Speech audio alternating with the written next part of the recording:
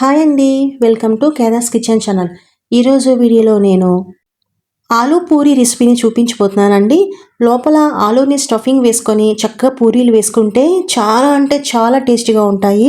So దీనికోసం ముందుగా నేను ఒక కప్ అంతా మైదా పిండిని తీసుకున్నానండి. అందులో ఒక టేబుల్ స్పూన్ అంతా నెయ్యి వేసుకున్నాక రుచికి సరిపడా ఉప్పు వేసుకొని ఇలా చక్కగా కలుపుకుంటున్నానండి.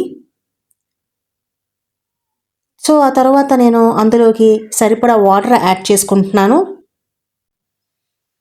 నాకు వాటర్ అనేది 3/4 కప్ వరకు పట్టనియండి. సో ఇప్పుడు నేను చక్కగా పూరీని ఇలా సాఫ్ట్గా కలుపుకుంటున్నానండి. సాఫ్ట్గా కలుపుకొని చక్కగా పిండిని నేను మూత పెట్టుకుంటున్నాను.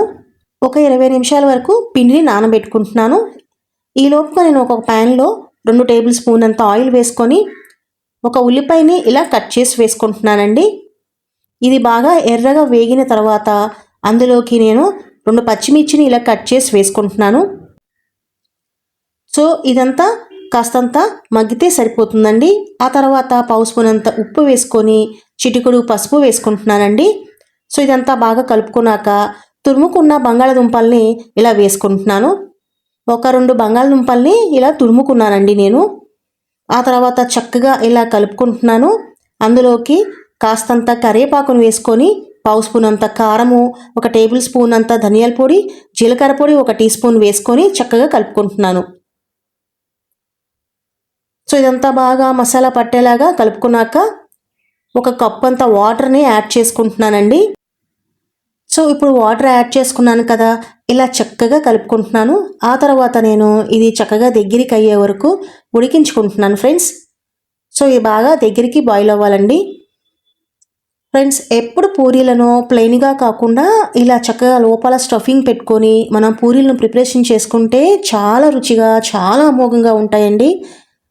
సో కూర అనేది ఇప్పుడు దగ్గరికి అయిపోయింది కదా, మీకు ఒకసారి చూపిస్తున్నాను చూడండి.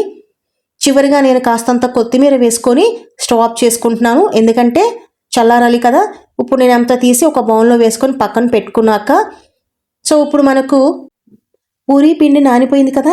ఇప్పుడు నేను చక్కగా వీటిని ఒకసారి కలుపుకున్నాక నేను పూరీ ఉండల్ని ఇలా చేసేసుకుంటున్నాను.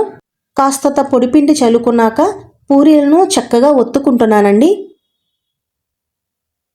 సో ఇలా పూరీలను కాస్తంత ఇలా ఒత్తుకున్నాక అందులోకి నేను ఒక టేబుల్ స్పూన్ అంతా పూరీ స్టఫింగ్ని వేసేసుకుంటున్నాను. ఈ బంగాళదుంప స్టఫింగ్ని వేసేసుకుంటున్నాను. ఆ తర్వాత చక్కగా ఇలా మర్చుకుంటున్నాను ఫ్రెండ్స్. సో ఇలా మర్చుకున్న తర్వాత మొత్తం ఫోల్డ్ చేసుకున్నాక ఇప్పుడు నేను ఒకసారి పిండి చల్లుకొని చాలా నిదానంగా ఒత్తుకుంటున్నానండి. చాలా నిదానంగా ప్రెస్ చేసుకొని ఒత్తుకోవాలి. ఏ మాత్రం గట్టిగా ఒత్తుకున్నా లోపల స్టఫ్ అంతా బయటకు వచ్చేస్తుంది. చాలా జాగ్రత్తగా నిదానంగా ఒత్తుకున్నాక ఒక ప్లేట్లో వేసుకుంటున్నాను. ఇప్పుడు మరొక కళాయిలో నేను సరిపడా ఆయిల్ వేసుకుంటున్నానండి. ఈ నూనె వేడెక్కిన తర్వాత నేను పక్కన పెట్టుకున్న పూరీలను వేసేసుకుంటున్నాను. సో ఈ పూరీలు మనం వేయించుకునేటప్పుడు లో ఫ్లేమ్ మీద 1 నిమిషం వరకు వేయించుకొని ఆ తర్వాత లో మీడియం ఫ్లేమ్లో చక్కగా మనం పూరీలను ఇలా ఫ్రై చేసుకోవాలి. అప్పుడే మనకు ఈ పూరీలు అనేవి చక్కగా పొంగి బాగా వస్తాయండి. పూరీలు అనేవి మీడియం లో ఫ్లేమ్ మీద ఫ్రై చేసుకున్నాను కదా, ఇప్పుడు మీకు తీసి చూపిస్తున్నాను చూడండి. సో పూరీ అనేది చాలా బాగా వచ్చాయి కదా, చూసారా. సో మరెందుకు ఆలస్యం, తప్పకుండా ఈ టేస్టీ అయిన రెసిపీని ట్రై చేస్తారు కదా.